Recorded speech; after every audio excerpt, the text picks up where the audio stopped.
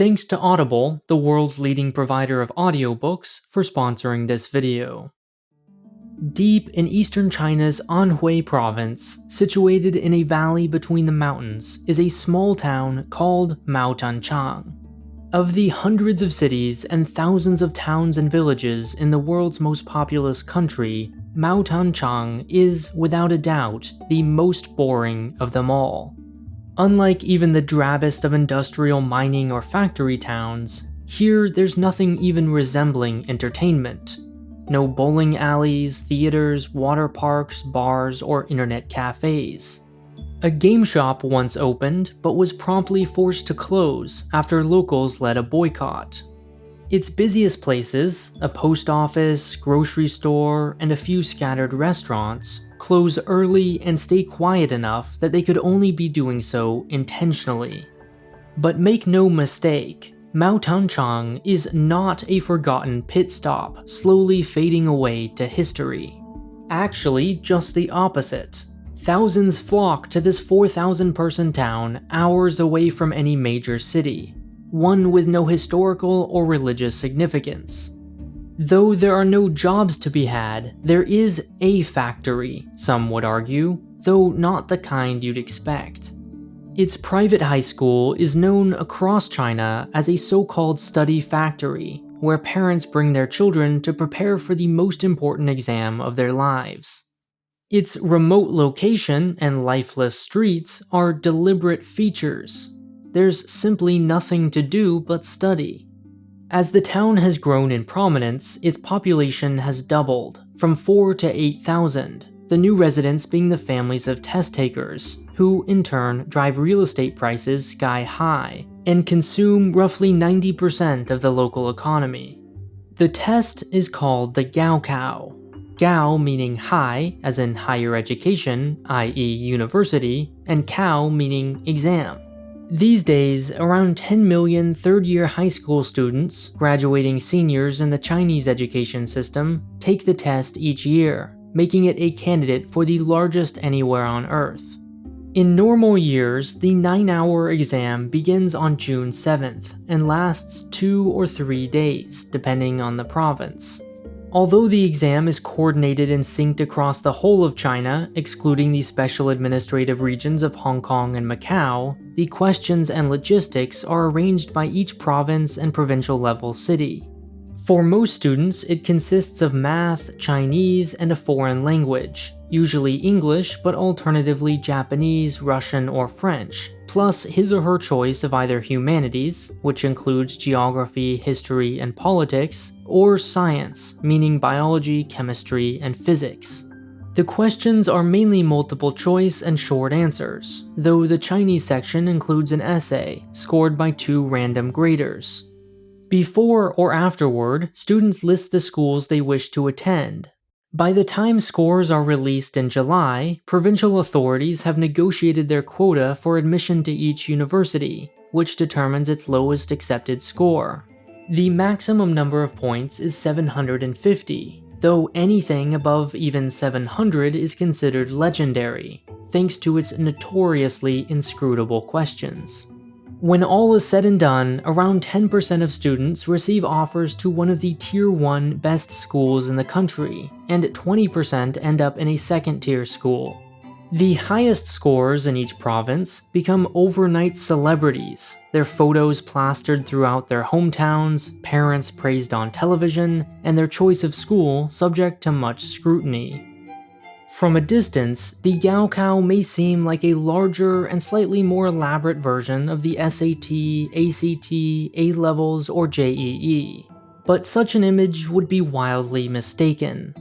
For starters, the Gaokao is only offered once per year, meaning that if a student isn't accepted into one of his or her selected schools, of which there can only be a few, they will have no choice but to wait until the following June, which many do, sometimes several times over. To be precise, only about 8 of the 10 million test takers are accepted. The other roughly 20% are faced with a very unenviable decision: wait another 365 days, or give up. Parents often resent those students who choose to take the exam again, saying they drive up the average score at the expense of their child, sometimes despite already being accepted to one or more schools. Gaokao scores are also, in most cases, the only criteria for college admission.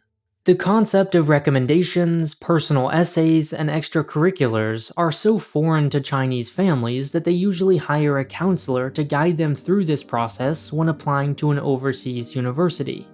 The Gaokao is very much make or break, which is why it has spawned such a lucrative industry, of which Maotanchang is one of the biggest benefactors. What sets it apart from all other schools, tutoring centers, and methods is that, quite simply, it really works. It claims a 90% university admissions rate, compared to the 30% of its province as a whole. Of course, this success comes at a price, and quite a steep one.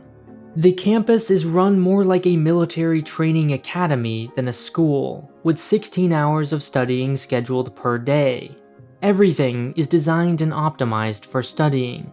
For example, there are no laundry rooms, electrical outlets, or, for many years, even hot water.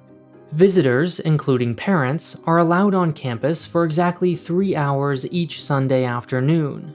The security guards, who drive around on golf carts, ensure these rules are followed. Its real secret formula, however, is the way it meticulously ranks, rewards, and punishes its 500 teachers alongside their students. Their salaries are already higher than average, but what drives them to essentially give up on their lives, quit their jobs, hold off on starting a family, and move to the middle of nowhere are the bonuses. If a student is accepted to China's famous Peking or Tsinghua universities, say, then 50,000 RMB, or about $8,000, is divided between all of his or her teachers. A good educator, therefore, can easily double or triple his or her salary. On the flip side, the lowest ranked teachers each year can expect to be fired. To many people, these descriptions elicit pity, if not outrage. Whenever an image or anecdote of a 6-foot pile of books or the school's 16-hour schedule goes viral, a certain fury follows. How dare someone try to pay to game a test? Or what an incredible waste of young people's lives. In reality, the vast majority of Maotanchang students are not rich kids from the city, but rather children of poor rural families who have saved for years. For them, the Gaokao is a route, their only route, to upward social mobility, and Maotanchang is their golden ticket. Which is why, when the day finally comes, it's one of hope and celebration, not dread or hatred. To an observer, June 7th may look like the beginning of a festival. Parents book hotel rooms near the testing venues. Rows of buses full of students roam the cities, escorted by a parade of their families. Cars are forbidden from honking their horns, construction sites within half a mile are ordered to stay silent, and over 1 million supervisors across the country proctor its 7,000 exam sites. Then, on their final day, after their final stroke is written, students overwhelmingly report the same unexpected feeling: loss. While these 9 fateful hours have consumed nearly every second and thought of the last few years of their lives, if not entire education, the Gaokao also acts as a powerful goal. A singular milestone far in the future, and yet close enough to always instill urgency. The Gaokao is not a thing to be romanticized. Critics rightly emphasize the unfathomable mental strain it places on students, strain which sometimes spirals into permanent damage. The years of lives it robs of every boy and girl. The unnecessary rote memorization which is never recalled. And the permanent destiny it prescribes to those deemed unfit. But such an all-encompassing task also provides a concrete purpose that drives students forward, and a universally accepted excuse to all failures non-academic. One can be bad at just about everything, and still be celebrated for scoring highly. In some ways, the Gaokao is a mask, hiding all accomplishments and challenges behind a single person-defining number. And not only at the level of the individual, social and economic inequalities are also rationalized and upheld by the meritocratic nature of the Gaokao. It suggests that everyone gets what he or she deserves, providing an excuse for huge differences in opportunity. And while there have been many moves to reform the Gaokao, and even discussions about replacing it entirely, the great irony is that those who suffer the most, families and students themselves, are also sometimes its most vocal supporters. To them, the Gaokao may be the hardest test in China, but it's also their only ticket to a better life. One of the inspirations for this video was a book I read called The Case Against Education by Brian Kaplan. It explains what so many of us think but don't have the eloquent words to prove: how the modern education system fails us. You can listen to it, just like I did, with today's sponsor, Audible. I've personally bought over 30 books on Audible, and love the fact that once you choose a book, you can keep it forever. You can listen offline, adjust the speed, and if for any reason decide you don't like it, just exchange it for a new one. In fact, here are the last few books I listened to on Audible, all of which I recommend, and here's my optimistic reading list for this winter break. With an Audible membership, you get 1 free credit to download any book in their collection every month, alongside unlimited access to their Plus catalog of selected books, podcasts, meditation programs, and more. Visit audible.com/polymatter, that's POLYMATTER, or text polymatter to 500-500, that's 500-500, to get a 30-day trial and read your first book free today.